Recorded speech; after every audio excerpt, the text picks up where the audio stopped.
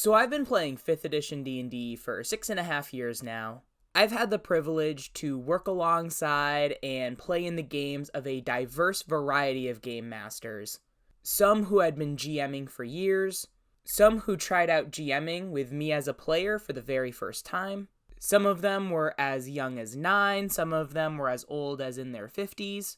And no matter their age or experience level, there was one thing that would inevitably accelerate the development of their skills as game masters. Hi, I'm John from Incendium RPGs, and today we're talking about the fastest way to strengthen your skills as a GM. Let's get into it.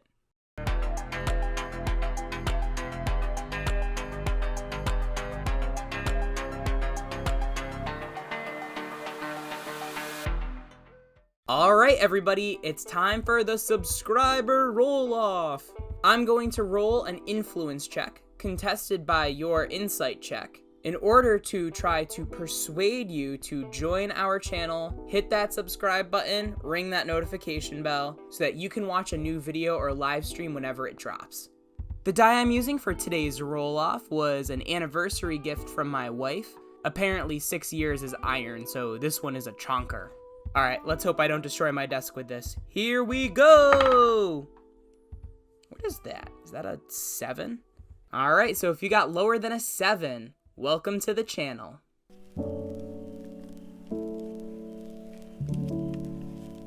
Alright, clickbaity title aside, I do wholeheartedly believe that no matter where you are on your GM's journey, that there is one thing that you can do that will quicken your skill development as a GM. Again, whether you've been playing for decades or whether you're GMing for the very first time. And this mysterious, clickbaity thing is to play in somebody else's game. My last video about invisible GMing was all about being clear on why you're GMing in the first place. The best, most magical, most cathartic games that I've participated in, or run, came from the GM's genuine enjoyment of becoming kind of invisible and making their players the star of the game. But I've found with a variety of people I've worked with, even if they're genuinely GMing altruistically, they want nothing more than their players to have fun. A lot of times when they're done with the session, they find themselves dissatisfied with how that session went. Well, after you GM a couple times and get some experience of what it's like being on the other side of the screen, I guarantee you're going to have a newfound appreciation for the GM-player relationship when you're a player in somebody else's game. Okay, so you gain appreciation. Is that it? Well, you can probably guess from this video's duration, there's more to it. So why is playing in somebody else's game the fastest way to get better? Well, my initial answer isn't very concrete, but I've found that it is absolutely true. You increase your capacity for empathy. You know, the ability to understand and share the feelings of another. There have been many individuals that I've spoken to over the years that truly prefer being in the role of the GM rather than a player.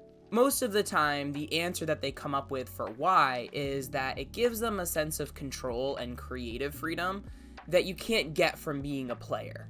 Even culturally, for D&D specifically, there's an agreed upon asymmetrical power dynamic between the game master and the players. And frankly, a lot of people who prefer to be game masters are uncomfortable giving a lot of that power to another individual. But that's why it's so valuable for GMs to be players. It reminds them of what it feels like to be a player when they're the ones in the GM seat. It's more likely that they're going to make calls that facilitate the fun of the whole table, as opposed to getting too enamored with their own ideas. One of my favorite examples of this is a story about legendary resistances. If you don't know, legendary resistance is a mechanic in 5th edition that are given to quote-unquote legendary monsters, aka boss monsters. And what it allows them to do is if they fail a saving throw, they can succeed instead. But they only have a limited number of uses. As this story goes, Back when I was a lot earlier in my 5th edition career, I had been complaining to my DM about how every single combat encounter we'd been fighting for the past few weeks was against a legendary creature that had legendary resistances. The GM, reasonably feeling defensive and justifying their decisions, talked about how it was a survivability feature and how it was balanced because there were only a limited number of times that they could use it. One of the counter arguments I had in the debate was if legendary resistance was worth it as a survivability feature, because what the players had learned to do was just stop using saving throw features and spells, and really just maximize their damage. In those fights, we were fighting a lot of custom monsters, not a lot of things directly out of the monster manual. And so when the players would go to use a big spell, most of the time the monster made it. And then on the few times they didn't, they would just use a legendary resistance. One of the things I was pointing out was that the spellcasters never got any of their spells off. And yes, again, from a game design balance argument, we could have just been statistically unlucky. But what ended up happening is before the legendary resistances would be used up, the monster would be defeated through pure damage from our martial characters. And our martial characters had a lot of custom magic items, which did bridge the gap, but maybe a little too much. So the players just learned, let's just build weapons characters and hit it until it dies. Again, was this a balanced move, considering the GM didn't want their monsters being one-shotted by polymorphs or banishments or whatever? Yeah, there's an argument to be made there. But again, this GM wasn't really regularly playing in a lot of other games. They loved being a GM. And because they weren't playing in a lot of other games, they were forgetting the emotional experience of what it was like being on the player side of the screen. Well, fast forward a few months later, this GM is in one of my games. In the game, we had started a combat where I was using an ancient red dragon. This GM's character used a saving throw spell, and, kind of snarkily, I said, well, it uses a legendary resistance. You could see the shift. This GM, now player, kind of withdrew a little, and this was very mean of me, but I said, how does it feel? Okay, as jerk-like as I may have been in that moment, I will say, in future games where that individual was the GM, combats were a lot more dynamic. They weren't leaning on just legendary resistances and super high saving throw bonuses to keep their monsters alive. The combat decision making was a lot more fluid and a lot more dynamic. That one little experience led to this huge explosion of skill when it came to facilitating their own games. So, while it's hard to measure or work on empathy, I do find that regardless of a GM's age or experience, when I see them play in other people's games, they always have more empathy for their players than if they were just in the GM seat. Now that being said, if this video were just about empathy, I'm not sure how helpful it would be, because to make the most out of that empathetic development, you do need a certain capacity of awareness and self-reflection, and we all have different amounts of that. And especially for new GMs, I really don't find that the reason that their games are unsatisfactory is due to a lack of empathy. Usually I find that that's trouble you run into when there's been a GM that's been GMing for a long time. They kind of get set in their ways, and they're not playing in other people's games often. For new GMs that have been playing a while and want to cross over to the other side of the screen, I almost find they have the opposite problem. They're so sensitive to the needs of their players that their game clumps up and they have a hard time making quick decisions. For new GMs, the biggest difference between a satisfactory and unsatisfactory game is timing.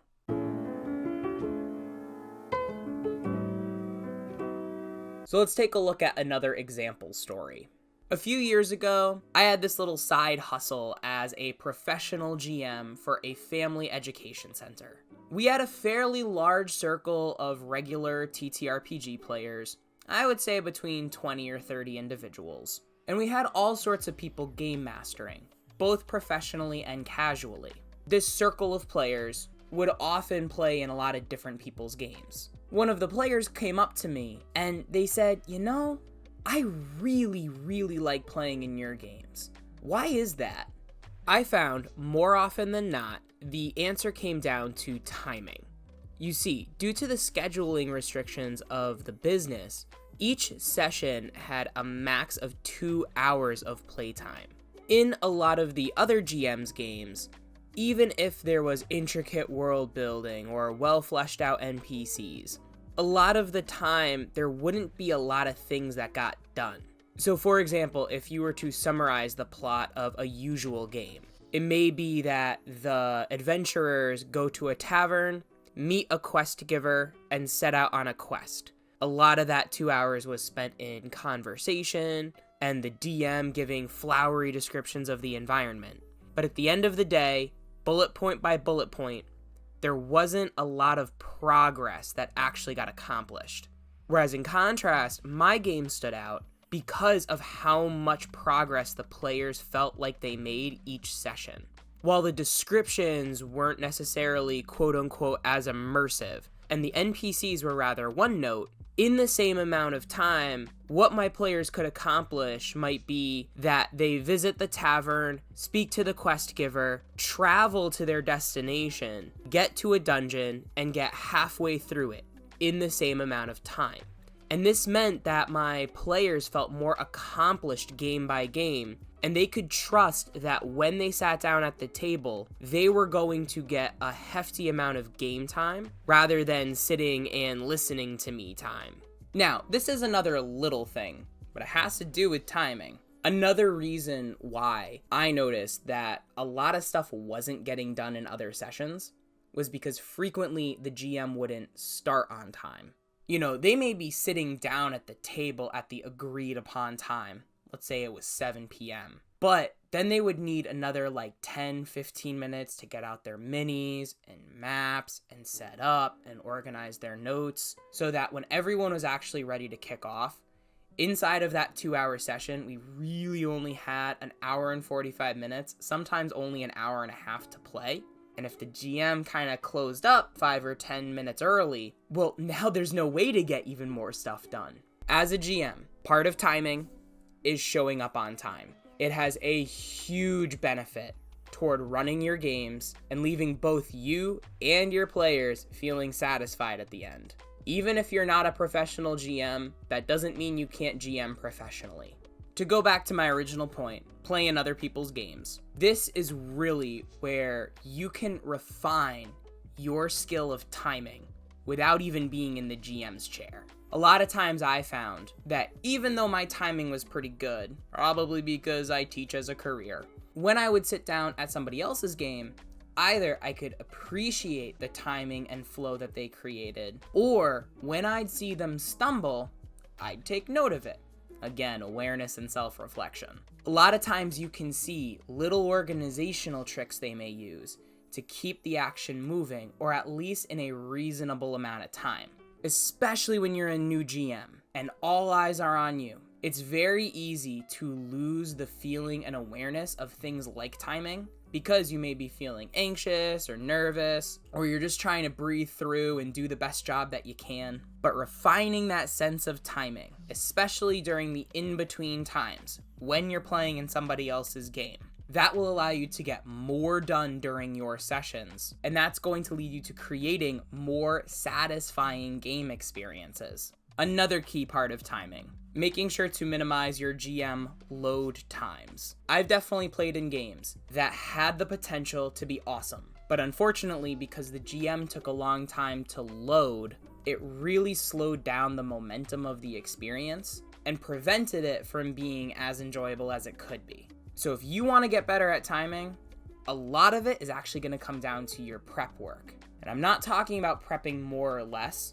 I'm talking about organizing your tools so that they are easily available. For example, I found that when I just tried to use the monster manual and I was flipping between pages and stuff, a lot of times the physical clunkiness of using that big book slowed down my game in a considerable way.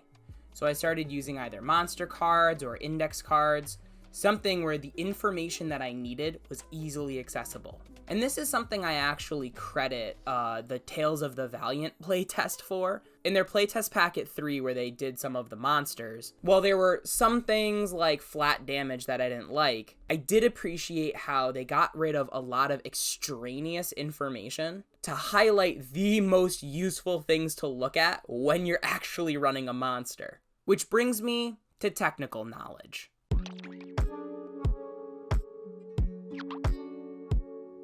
I've talked to a lot of GMs that give the advice, you don't need to know all the rules of the game to start GMing.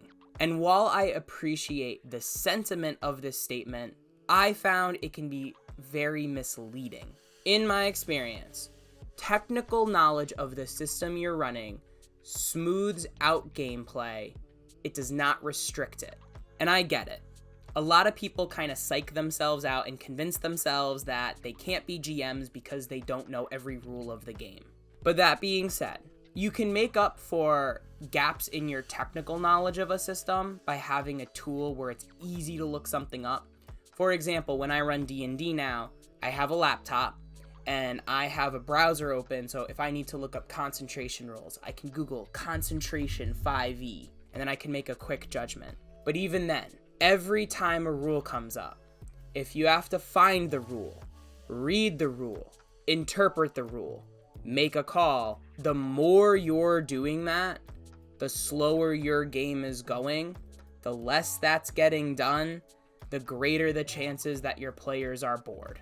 I also realize other people have different loading times. That's been a conversation I've had with several GMs. And as the GM, you're the leader of the table, meaning it's your responsibility to figure out how to smooth out your load times as much as possible. So again, the more you're a player paying attention to how another GM is GMing, even if you wouldn't make the same rules call, you can at least observe how they're timing, how they're organizing, maybe even how it could be done better. Man, that's a story of how a lot of people start GMing. They think they can do it better. My point being, the more a GM understands a rule and its implications, the faster, quicker, and more decisively they can make a ruling, the more smoothly the game can progress, the more the players can get done, and the more excitedly they'll be looking forward to doing even more stuff in the future. Now, I'm not saying that by understanding a rule, you have to follow it. In fact, from my experience, the more a GM understands a rule, why it was written the way it was, the technical rules as written definition, the more confidently they can change a rule to match a particular situation in order to get the maximum possible storytelling effect. And also, a lot of times, the reason a rule is included in the book is because it makes the game run better.